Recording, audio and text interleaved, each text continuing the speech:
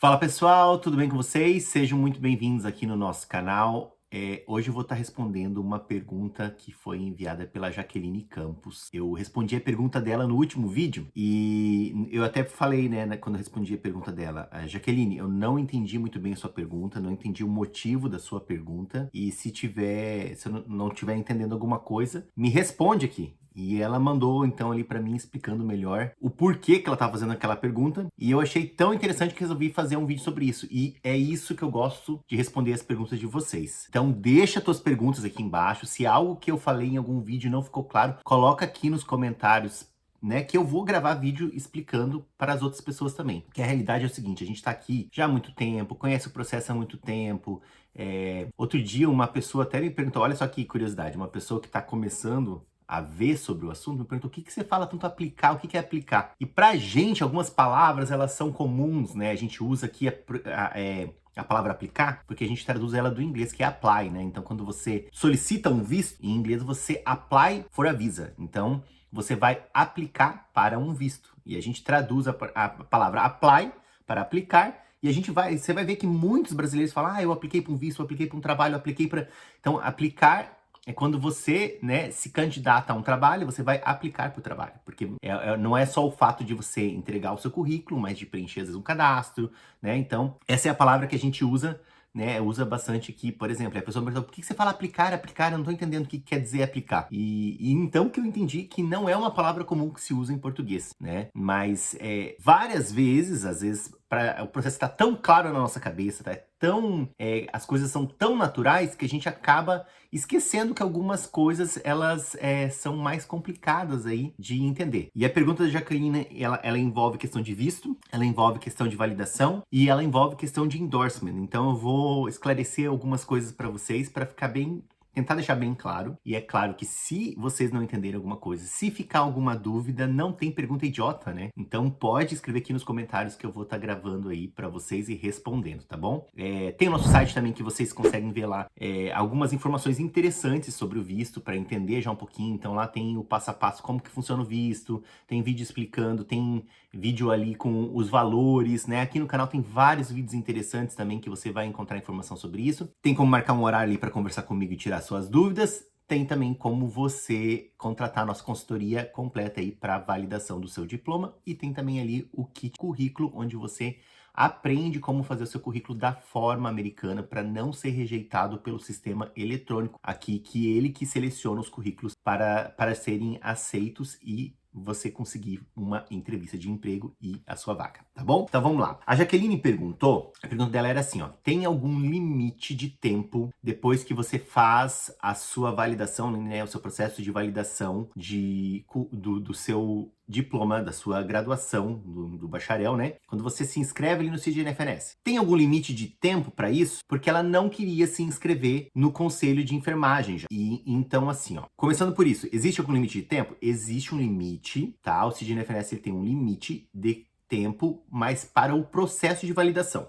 Tá? Então, como é que funciona? A partir do momento que você faz o pagamento e que você começa a enviar os documentos, você tem 1 ano para terminar. Se você não conseguir terminar em 1 ano, você tem que pagar um valor a mais, tá? Então, existe um limite para que você consiga fazer a sua validação.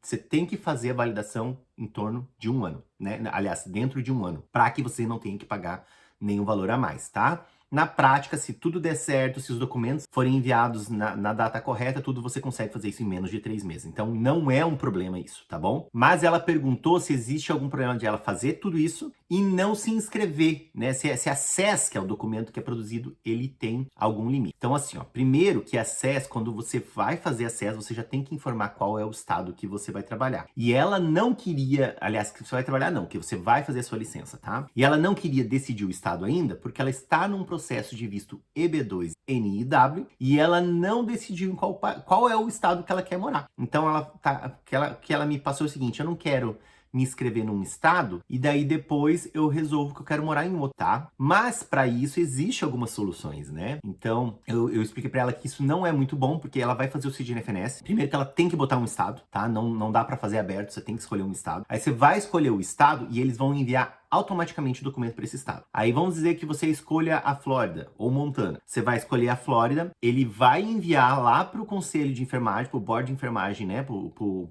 board de enfermagem da Flórida, vai chegar o seu documento e não tem seu cadastro. Então, não sei até quanto tempo eles vão segurar ali a sua SES sem você ter pago nenhum cadastro. Você não tem nenhum cadastro, não tem nada, não tem nenhuma informação sua lá, tá?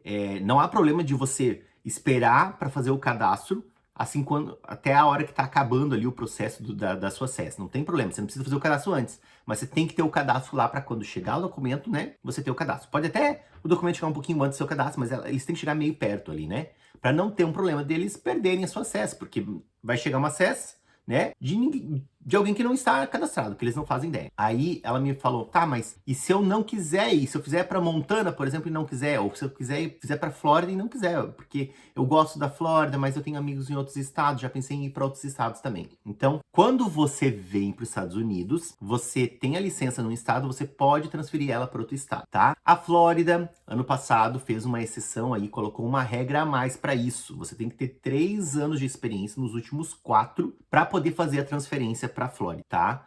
Então, essa é uma restrição que existe. Califórnia também tem umas regras diferentes, mas a maioria dos estados é assim, né? Você faz a sua transferência automática, é bem fácil, através do sistema Nurses, ou só enviando o documento entre os estados, tá? Então, é bem tranquilo de você fazer a sua transferência. Você, então, não precisa já saber onde vai morar para fazer a sua licença, tá? E se por acaso você não tem os 3 anos de experiência, eu aconselho você para Flórida. Aí você faz direto para Flórida, tá? A diferença é que você, no processo da Flórida, você vai ter que apresentar o seu teste de inglês, e Montana não precisa. Montana você só faria o teste de inglês para a imigração, tá bom? Que é bem mais lá na frente. Então, para Flórida você vai ter que fazer o seu processo, vai ter que fazer sua prova de inglês, comprovar o seu inglês. Mas se você pensa em vir para Flórida, você tem a possibilidade, né, na sua cabeça de vir para Flórida, você pode fazer direto para Flórida e da Flórida você consegue transferir para outro estado. Então, uma opção boa para ela é isso, tá? Mas o que é esse visto que ela falou, o EB2? Qual que é a diferença desse visto, tá? Normalmente a gente vem pelo visto EB3. O visto EB3, o que quer dizer EB? Você já sabe, né? É uma curiosidade.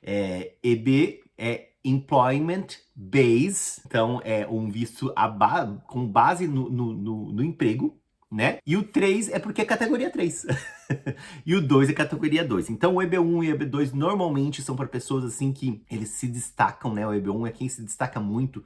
É um visto que, por exemplo, esportista consegue pegar, né? Esse visto, consegue aplicar para esse visto. O EB2 NIW, ele é um visto que ele seria para você também ter a ver com o emprego, mas ele é classificado. O NIW quer dizer que é National Interest Waiver, tá? O que isso quer dizer? Quer dizer que os Estados Unidos tem um interesse em você e por isso não precisa que você tenha um emprego, tá? No caso do enfermeiro, especificamente, conversei com um advogado outro dia, ele disse que se o enfermeiro já tiver até a licença, não precisa nem ter um projeto. É muito mais fácil de fazer o visto para enfermeiro que já tem a licença, que já fez todo o processo de validação, tá? Então, o EB2NIW é esse visto para pessoas que eles têm uma certa qualificação, né? Tem ali uma regrinha. Uma delas é você ter a graduação de enfermagem, no caso do enfermeiro ali, e vai ter algumas regrinhas se você preencheu as regras, tem a experiência necessária, 5 anos de experiência, né? Tem tudo ali certinho, você consegue ver com o advogado. A diferença é que você vai pagar todo o processo, tá? Você vai pagar advogado, você vai pagar todas as taxas e tudo mais. No caso do EB3, que você vem com um sponsor, né? Aí o sponsor, ele é responsável por várias coisas e ele vai te dar também o trabalho. E você vai pagar de certa forma, porque normalmente o sponsor ele faz um contrato com você de 2, 3, 4 anos, que você tem que ficar trabalhando com eles.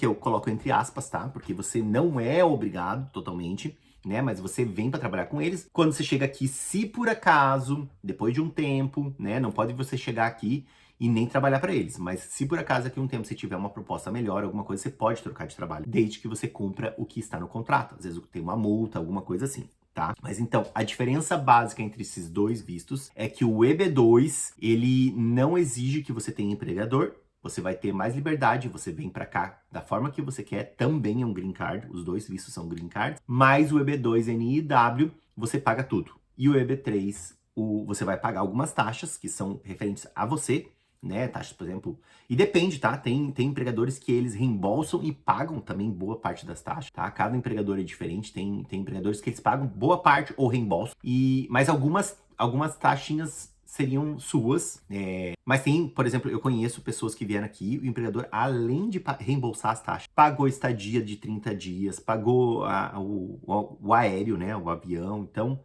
existe várias vantagens do EB3, sem contar que você já chega com trabalho, né? Você vai chegar, já vai começar a trabalhar, não tem que procurar emprego nem nada. Então, são algumas vantagens. Claro que cada pessoa vê o que é melhor para você.